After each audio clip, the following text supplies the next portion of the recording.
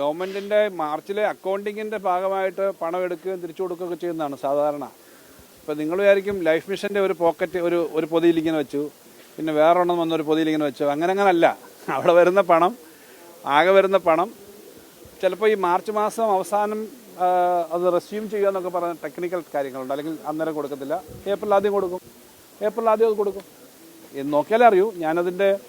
ഇന്ന് വേറൊരെണ്ണം കണ്ടു, കഴിഞ്ഞ ദിവസം വേറൊരെണ്ണം വാർത്ത കണ്ടു.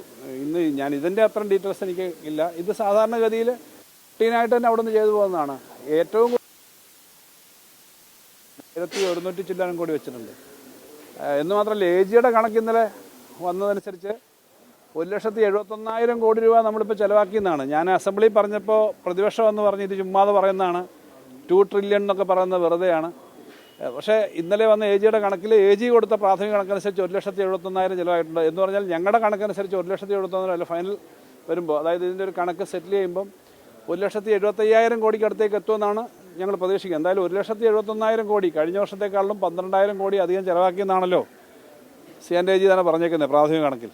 അപ്പോൾ പണം അങ്ങനെ ചിലവാക്കുന്നുണ്ട്. അപ്പോൾ ഇതിനകത്തൊന്നും ഒരു ആശങ്കയുടെയും കാര്യമില്ല. ഇതൊന്നും അങ്ങനെ എടുക്കുകയും ഒന്നുമല്ല. പക്ഷേ ഇത്തരം കാര്യങ്ങൾ നിങ്ങൾ ചർച്ച ചെയ്യുന്നത് നല്ലതാണ്. നമുക്കൊരു വിശദമായൊരു പ്രസ് കോൺഫറൻസ് അടുത്ത ദിവസം തന്നെ വിളിക്കാം, ഇതെല്ലാം വെച്ചിട്ട്, ഈ ഗ്രോത്ത് എല്ലാം വെച്ചിട്ട്. കാരണം എന്നാലേ നമുക്ക് ഈ നടക്കുന്ന കാര്യങ്ങൾ കൃത്യമായിട്ട് ആളുകൾക്ക് മനസ്സിലാക്കണമല്ലോ. ഇത്രയും വലിയ ഗ്രോത്ത്, ഇത്രയും പ്രതിസന്ധി ഉള്ളപ്പോൾ AGയുടെ കണക്കിനകത്ത് ഒരു കാര്യമുണ്ട്, 33,000 കോടി രൂപ.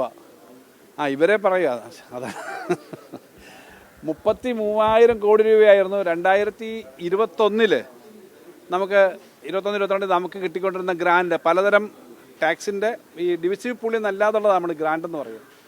33,000 കോടി കിട്ടിക്കൊണ്ടിരുന്നത് ഈ വർഷം കിട്ടുന്ന 6,000 കോടിയാണ്. നിങ്ങൾ ആലോചിച്ച്, നിങ്ങൾക്കും എനിക്കും എല്ലാം കൂടെ കിട്ടേണ്ട 27,000 കോടി ഇല്ല, 3 വർഷം കൊണ്ട് കുറച്ചു. പിന്നെ ബോറോയിങ് കുറച്ചു, ടാക്സ് പെർസെൻറ്റേജ് കുറച്ചു, എല്ലാം ഉണ്ടായിട്ടും നമ്മുടെ ഇൻകം വലിയ തോതിൽ വർദ്ധിച്ചിട്ടാണ് നമ്മൾ ഇത്ര എത്തിയേക്കുന്നത്. അതുകൊണ്ട് ഇതൊന്നും അങ്ങനെ ഒരു പ്രശ്നമുള്ള കാര്യമേ അല്ല. അത് ചിലപ്പോൾ അക്കൗണ്ടിങ് അഡ്ജസ്റ്റ്മെൻറ്റിൻ്റെ ഭാഗമായിട്ട് പിന്നെ പണം ചിലവായിട്ടുണ്ടെങ്കിൽ അത് ഈ മാർച്ച് മാസം കഴിയുമ്പം സാധാരണ ഏപ്രിൽ മാസം ആദ്യം തന്നെ കൊടുക്കുന്നതാണ്. അതൊന്നും ഒരു സാങ്കേതികമായിട്ടൊന്നിനും ബാധിക്കുന്നതല്ല. ബഡ്ജറ്റ് വെച്ചതിനേക്കാളും കൂടുതൽ പണം കൊടുക്കുകയാണ് എല്ലാവർക്കും ചെയ്തുകൊണ്ടിരിക്കുന്നത്. ബജറ്റിൽ കുറവുണ്ടായിട്ടില്ല എന്ന് മാത്രമല്ല, അതുകൊണ്ട് ഞാൻ പറഞ്ഞത് തൊട്ട് മുമ്പത്തെ 3 വർഷങ്ങളിലുള്ളതിനേക്കാളും വലിയ വർധനമുണ്ടായതാണ് ഞാൻ പറഞ്ഞത്. കുറവുണ്ടാവില്ല.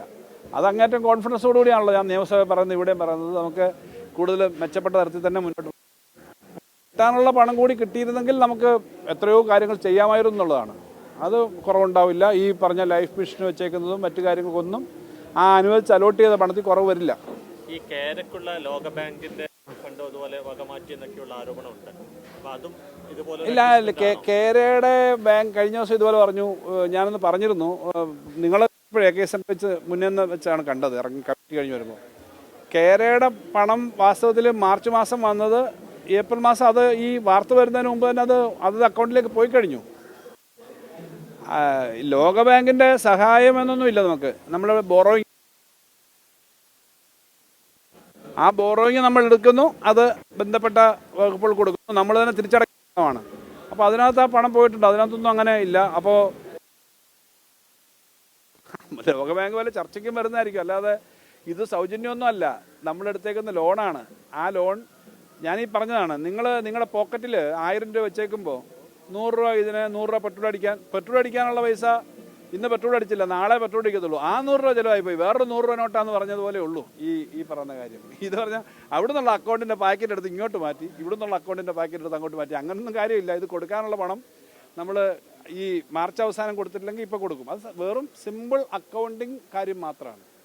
26,000 കോടി രൂപ ചിലവാക്കിയ മാർച്ച് മാസത്തിൽ പിന്നെ ഇതിൻ്റെ 100 കോടി രൂപ എടുത്ത് മാറ്റിവെക്കും.